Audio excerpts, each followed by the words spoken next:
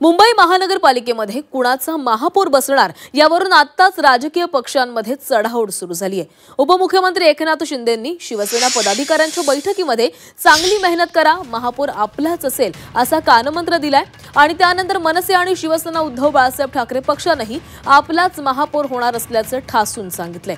महापालिकेमध्ये जेमतेम काही नगरसेवक असणाऱ्या मनसेलाही महापौर पदाचे वेध लागलेले आहेत। संदीप देशपांडेंनी आगामी महापौर मराठी आणि मनसेचाच असल्याचं जाहीर करून टाकले।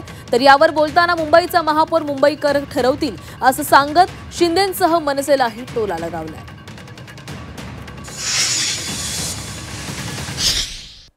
पण भाषण होतं की संवाद शाखा प्रमुखांच्या मनामध्ये आहे महापालिकेवर या ठिकाणी महायुतीचा भगवा झेंडा फडकवायचा त्यांच्या मनामध्ये तीव्र इच्छा आहे आणि जिद्द आहे आणि बाळासाहेबांच्या विचारांची शिवसेना। महापौर हा महायुतीचाच होणार आणि महायुतीचाच भगवा फडकणार।